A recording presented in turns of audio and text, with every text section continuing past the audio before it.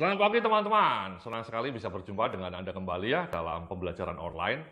Masih tentang program Corporate E-Learning dengan saya Yudi Antareksa, Master of Science in Human Resource Management. Kali ini topiknya seperti yang Anda lihat di layar, itu effective selling skills.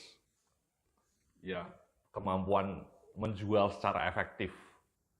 Effective selling skills. Ini sebuah kecakapan yang sangat penting, terutama untuk para sales force ya. Di banyak perusahaan, bagian penjualan itu merupakan jantung ya. Karena kalau tidak ada penjualan kan pemasukannya tidak ada.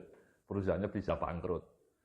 Jadi mengelola sales force atau salesman atau sales girl, sales people, sales team itu sangat penting. Jadi sebutannya sales force. Ya. Bagaimana membekali orang-orang yang berjualan, yang berjibaku melakukan penjualan, datang ke pelanggan, melakukan canvassing, door to door, atau melakukan kunjungan ke calon klien, itu betul-betul bisa menghasilkan penjualan yang maknyus, yang cetar membahana. Oke. Jadi itulah kenapa di dalam materi kali ini saya akan membagikan insight yang praktikal tentang cara menjadi sales force yang tangguh, menjalankan effective selling skills. Oke. Nah, di slide berikutnya saya bilang ini 3 bekal awal untuk menerapkan effective selling skill atau profitable selling skills. Ada 3 bekal kunci.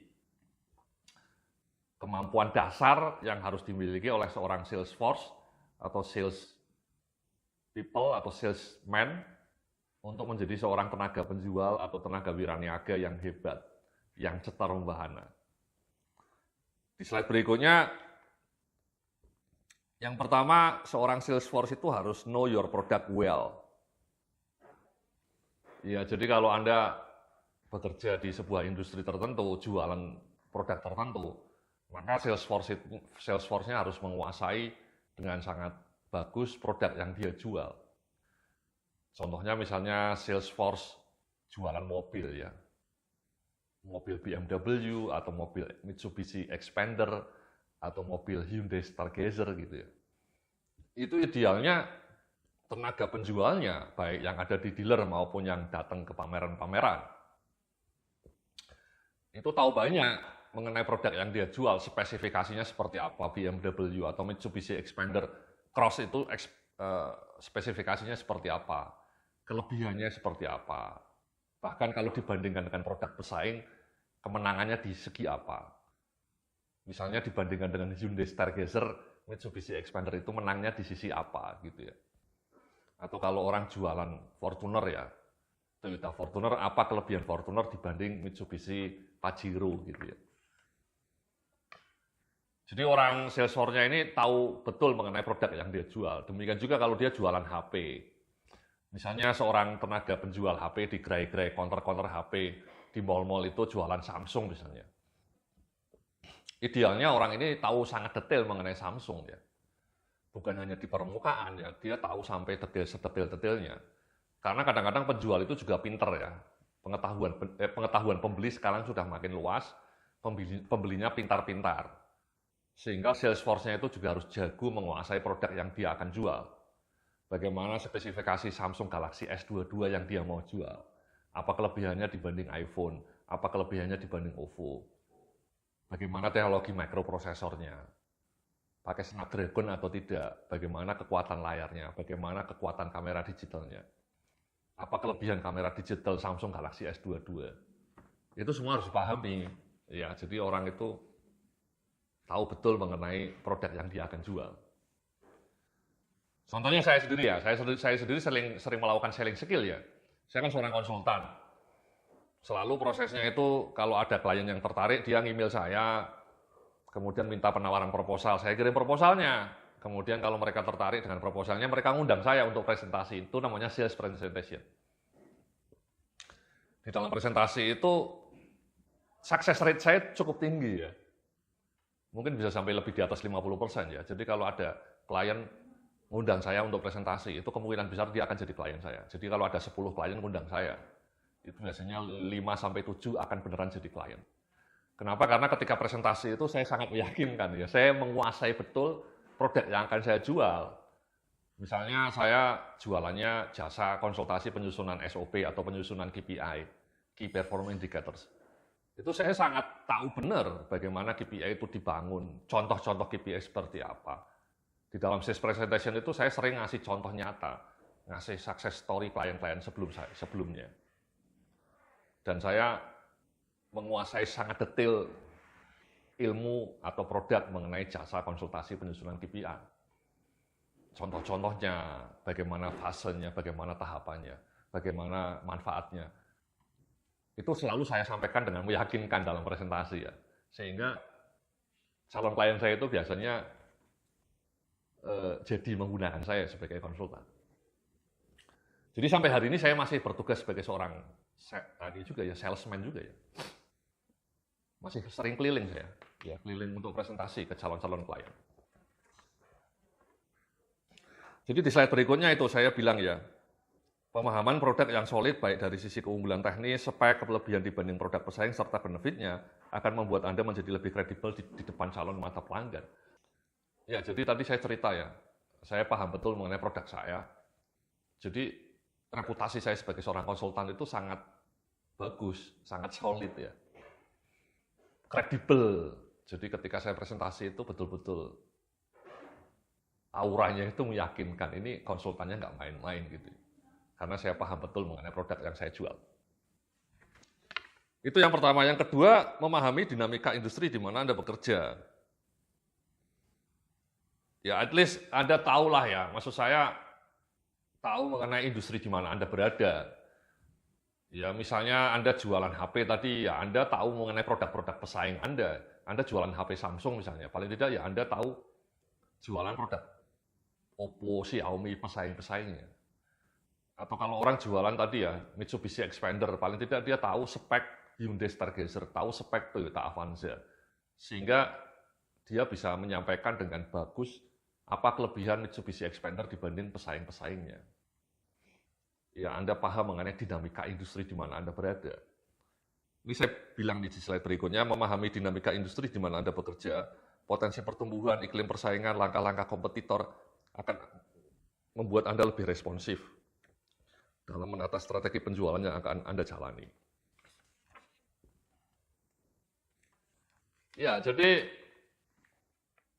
bagaimana kelebihan Anda dibanding pesaing Anda gitu ya. Dan juga bagaimana keunggulan produk Anda dibanding pesaing. Misalnya ketika saya jualan produk saya, jasa konsultasi KPI itu, keunggulan saya itu, saya tidak hanya menyusun, tapi juga mendampingi selama 6 bulan ketika implementasi. Jadi kalau konsultan lain kan mungkin hanya menyusun KPI, selesai pulang. Dan kalau saya tidak, saya ada fase menyusun, mungkin 1 bulan. Setelah itu selama 6 bulan berikutnya, saya datang tiap bulan. Datang untuk memantau bagaimana KPI ini diterapkan. Itu kan wonderful. Nggak banyak itu konsultan yang sampai mau berkunjung tiap bulan selama 6 kali, 3-6 kali, untuk memastikan KPI-nya diimplementasikan dengan baik. Nah, itu keunggulan saya sebagai keunggulan kami ya, keunggulan konsultan kami, sehingga banyak calon klien yang tertarik menggunakan jasa konsultan kami. Nah, Anda lakukan hal yang sama, apa kelebihan produk Anda dibanding pesaing, dan kemudian Anda tonjolkan produk itu. Oke. Kemudian di slide berikutnya ini, bekal ketiga, Anda memahami bisnis calon pelanggan Anda. Ya, di slide berikutnya saya bilang nih, pemahaman yang solid terhadap karakteristik bisnis calon pelanggan Anda akan membuat Anda lebih mudah membangun relasi dengan mereka.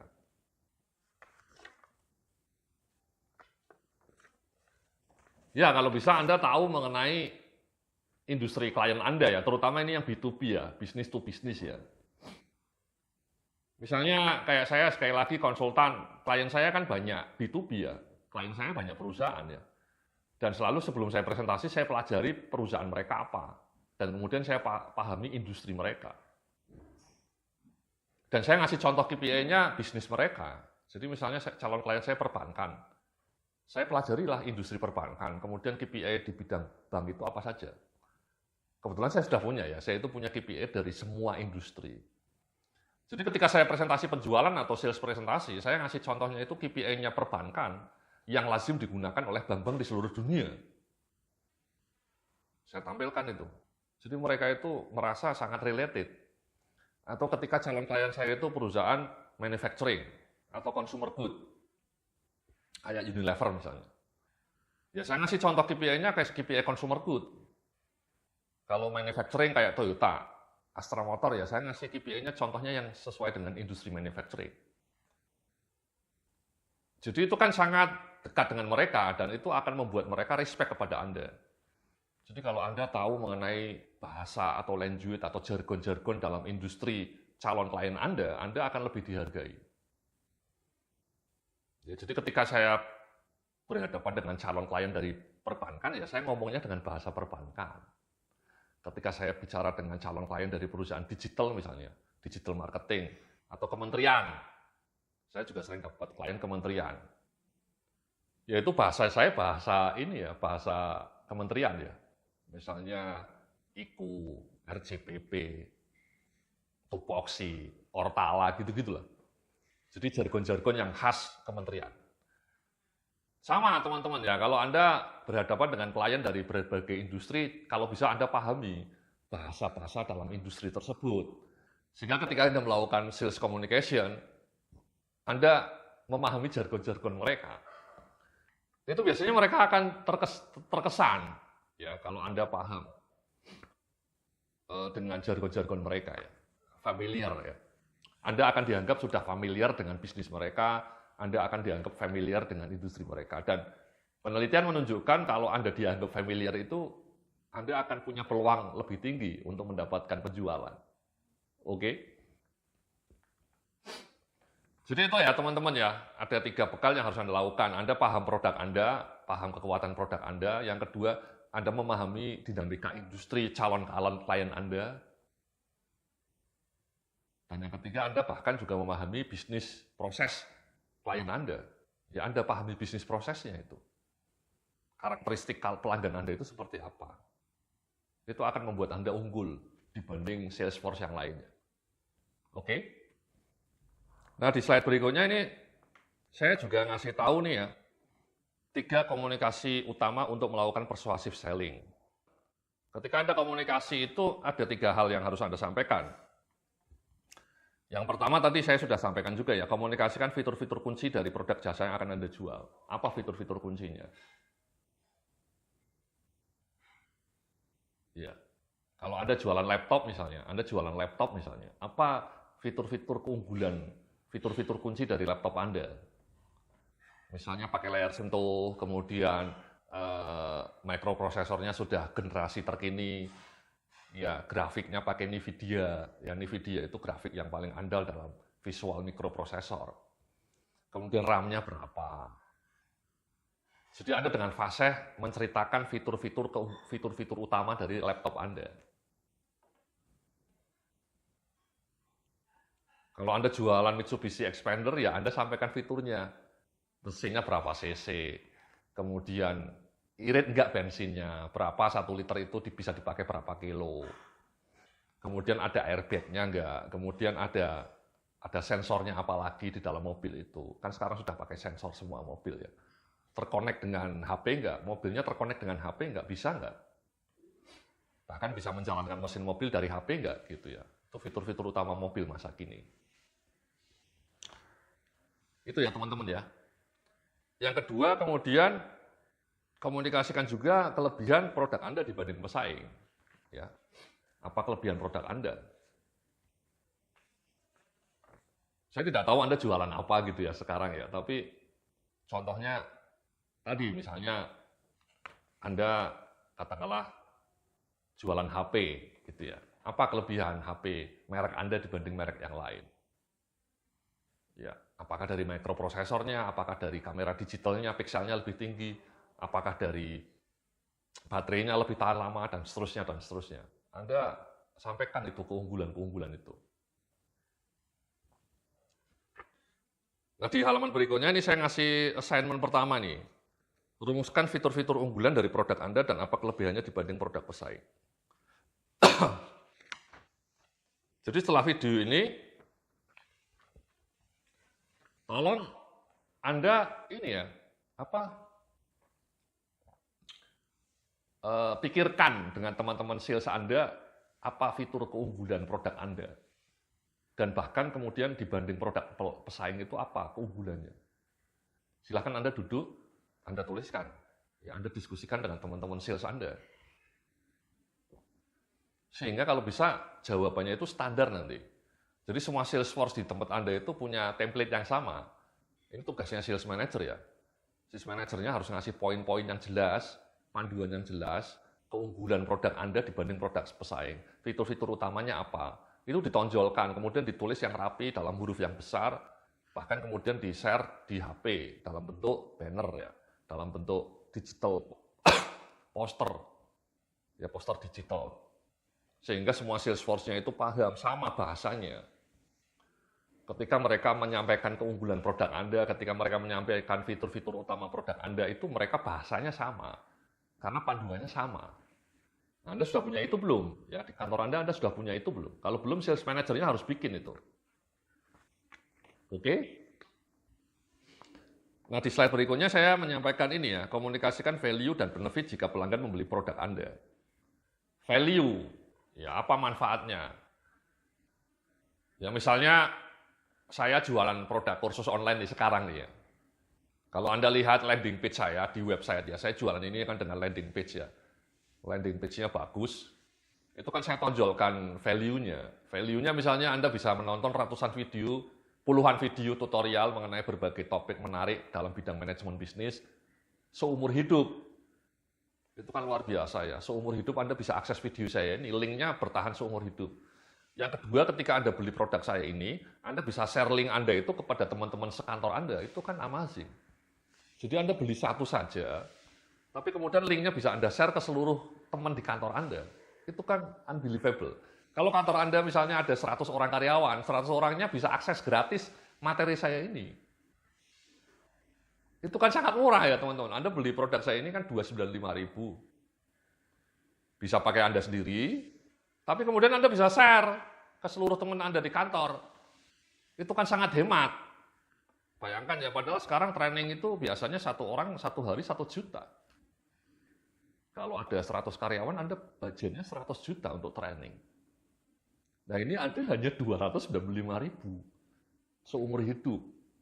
Itu kan value-nya sangat tinggi. Ya itu saya tonjolkan. Nah sama teman-teman ya, Anda kalau jualan itu, Anda bisa menyampaikan value produk Anda kepada calon pelanggan Anda. Ya, apa value-nya? Apa manfaatnya? Misalnya, saya pernah beli printer ya dari HP.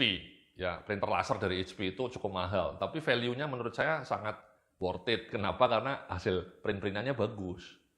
Laser pakainya. Dan cepat. Kalau saya ngeprint pakai color itu cepat. Kalau pakai diskjet itu kan lama ngeprint color. Kalau pakai laser kan cepat. Jadi kualitasnya itu selalu premium. Saya suka. Meskipun harganya mahal, tintanya juga mahal. Tapi itu kan worth it. Kenapa? Karena value-nya, kualitasnya oke. Gitu ya teman-teman ya.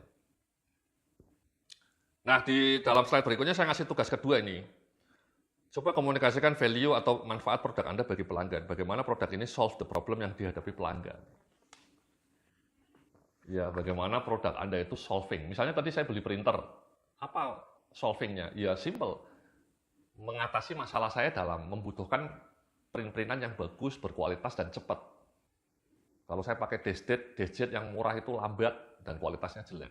Itu kan problem. Contoh berikutnya, saya sekarang beli Kindle. Ya, Kindle itu ini device dari Amazon untuk membaca buku secara digital. Itu layarnya bagus ya, saya suka. Layarnya itu adem di mata, tidak seperti layar HP, beda sekali. Nah, itu mengatasi problem saya yang suka baca buku. Saya itu kalau pergi kemana-mana kan ribet. Kalau saya harus bawa 3 buku itu kan repot. Dengan Kindle saya hanya bisa bawa 1 Kindle ya. Device-nya kecil, sebesar iPad, lebih kecil lagi. Dan juga di rumah, rak buku saya sudah penuh semua. Jadi rumah saya itu penuh dengan buku. Kalau saya beli buku fisik terus-menerus, rumah saya akan akan nggak cukup memuat buku saya. Saya tiap tahun beli sekitar 60 buku fisik dulu ya. Jadi cepat penuh ruangan perpustakaan pribadi saya. Nah sekarang dengan Kindle itu saya kan unlimited ya. Satu Kindle itu bisa memuat sampai 3.000 buku. Kemudian saya tenteng kemana-mana. Ya kalau saya traveling saya bawa Kindle tapi isinya bisa ratusan buku itu. Nah itu kan mengatasi problem saya yang suka dengan buku, saya sangat pencinta buku, saya sangat suka baca buku. Apa problemnya? Ya tadi saya ribet kalau beli buku fisik, nyimpennya susah. Dengan Kindle semuanya solve. Jadi value-nya itu membuat problem saya sebagai seorang pelanggan itu teratasi.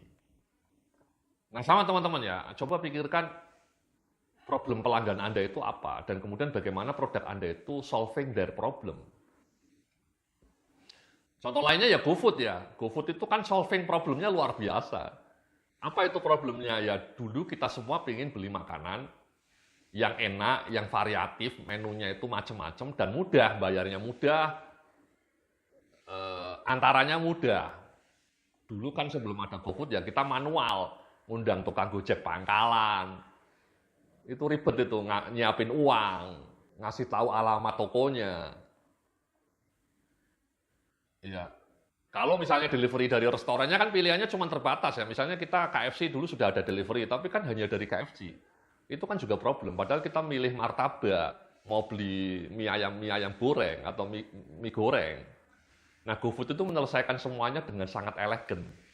Anda mau makanan apa saja ada, dan kemudian bayarnya mudah, cepat pesanannya. Itu kan solving problemnya luar biasa ya. Kombinasi GoFood sama Gojek sama GoPay. Itu kombinasi yang maut, yang membuat value-nya tinggi karena solving problem banyak orang. Gitu ya teman-teman ya, Anda coba pikirkan bagaimana produk Anda solving problem dari pelanggan Anda.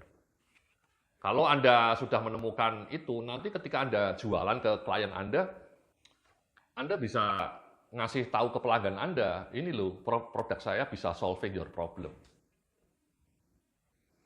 Contoh lainnya saya mau launching aplikasi KPI. Selama ini problem banyak perusahaan kan KPI-nya, mencatat KPI-nya dengan Excel, itu kan problem.